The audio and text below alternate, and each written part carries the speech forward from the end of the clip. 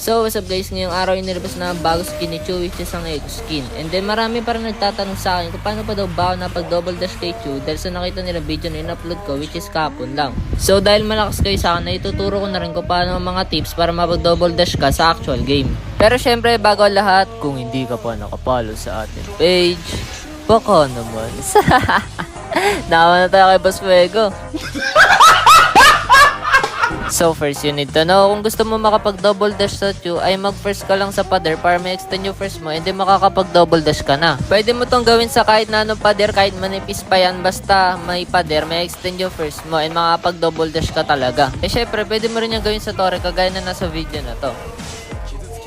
And also, pwede mo rin to gawin sa Cyclone Eye kasi napapa-extend din ito ang first mo. Eh syempre, pwede mo rin to lagyan ng flicker para maabot mo yung kalaban.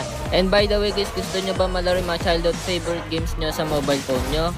Tara na dito sa Joy It. Ito ay isang all-in-one application na kung saan pwede mo laro yung mga favorite games mo in one application. Kagaya na lamang ng Fruit Ninja, Subway Surfer at iba pa. Pwede ka rin makuha dito ng Mobile Legends dahil ang Joy It ay sa Play to Earn game. Kaya ano pang hinihintay nyo? Use my code and download Joy It.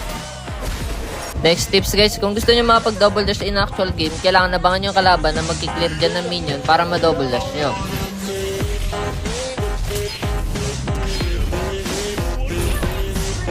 Sa mga ganyan parang guys ay madali nyo na magagawa itong double dash in actual game. Dahil nakikita ko rin sa mga ibang tiktoker dito ng Chu ay nagagawa na nila ang double dash.